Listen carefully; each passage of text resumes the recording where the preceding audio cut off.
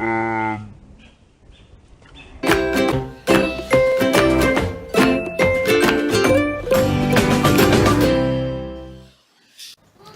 aí, gente, tudo bem? Tudo tranquilo com vocês? Hoje a gente está gravando de uma forma um pouco diferente. Eu estou gravando aqui um vídeo do meu celular, simplesmente porque minha câmera resolveu não funcionar e eu estou na casa dos meus pais, então não tem como eu resolver isso agora de última hora. Eu prometi o vídeo para essa semana, então vamos lá. A qualidade vai ficar mais ou menos hoje, mas é melhor do que não gravar, né? Hoje a gente vai continuar falando a respeito da segunda parte das 10 partes da série sobre o puerpério. Então hoje eu vou falar um pouquinho a respeito da relação conjugal e da libido depois do parto, né, no puerpério. Sempre eu escuto pessoas questionando sobre isso e eu passei por isso, então eu acho que é uma coisa bem comum, é uma coisa que inclusive é pouco falada, né? Mas eu acho que a gente precisa discutir um pouco mais a respeito de coisas assim, porque isso faz parte da nossa vida como mulher e faz parte da nossa vida no pós-parto. Então é uma coisa que eu acho que é importante ser discutida, tá? Por que a gente fica com a libido baixa, assim, tão baixa depois que a gente tem neném? Novamente, grande parte da culpa é dos nossos hormônios.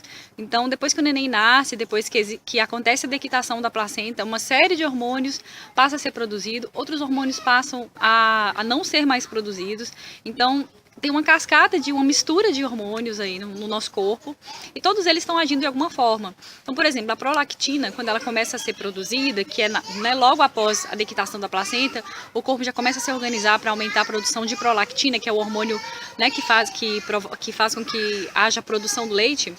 A prolactina ela faz com que a lubrificação vaginal ela diminua um pouco. Então isso atrapalha, por exemplo, a relação sexual de ser mais prazerosa, né? Mas os hormônios, de uma forma geral, eles acabam interferindo muito, influenciando na nossa libido, né? Isso é fato. O que eu acredito que influenciou muito pra mim? A gente fica extremamente cansada, muito cansada, e a gente passa a viver em função de outra pessoa, outra pessoinha, na verdade, que é o bebê, né? Então, a nossa vida, inclusive, fica em segundo plano. A gente tende a se cuidar menos, às vezes, a gente tende a focar mais nossa atenção no bebê, né? E nas coisas que ele precisa. A gente fica extremamente exausta, exaurida, porque essa fase pós-parto você vê todo mundo se preocupando muito com o bebê, né, e cuidando do bebê, né, como eu tinha falado no outro vídeo, e existem poucas pessoas que estão preocupadas em servir e cuidar da mulher. Então a gente tem que dar conta de um outro ser humano, tem que dar conta da gente como ser humano, e às vezes ainda tem que dar conta do marido algumas, né? Que pra mim é o fim da picada. Quem tem que dar conta da gente é eles, né? O mínimo, né? Então, assim, essa fase que a gente tá muito cansada, assim, o momento que você tem pra você, normalmente você quer dormir, você quer descansar, você quer tomar um banho, você quer comer. Então, a relação do casal, ela acaba não só a questão com relação às relações sexuais, mas a relação do casal, ela pode ficar estremecida. O marido, ele acaba ficando um pouco de escanteio em algumas situações, em alguns momentos, né? Tem algumas coisas que são muito da mulher e do bebê, por exemplo, a amamentação. O homem participa, então, assim, meu marido participava muito, trazia água, colocava coisa na minha coluna, fazia massagem, colocava o travesseiro, reposicionava o bebê e tal. Mas é um momento seu com o bebê, né? Um momento que ele está sendo nutrido, afetivamente e nutricionalmente, digamos assim, né? E aquele momento a gente acaba vivenciando muito com o bebê, não só na amamentação. Alguns momentos são muito de mãe e filho, né? Então isso acaba estremecendo um pouco a relação entre o marido e a mulher. Então é muito importante que nesses primeiros meses a gente fique muito atenta a isso. Eu particularmente acho praticamente impossível a gente estar bem, tranquila e sem sono nos primeiros 6 meses.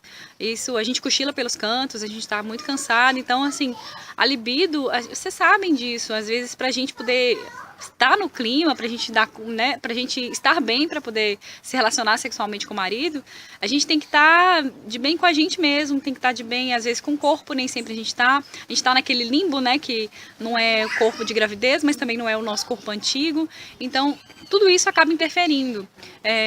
A falta de sono diminui a libido, a gente sabe que além das questões hormonais, da questão do cansaço físico, do cansaço mental, da falta de sono, nem sempre a gente se alimenta bem, às vezes a gente está o tempo que a gente tem disponível, a gente vai comer, a gente vai beber água, a gente vai fazer alguma coisa. E assim, o sexo realmente cai lá para baixo da nossa lista de prioridades, isso é fato. Eu conheço algumas pessoas que falaram que a libido não diminuiu, que continuaram tendo desejo.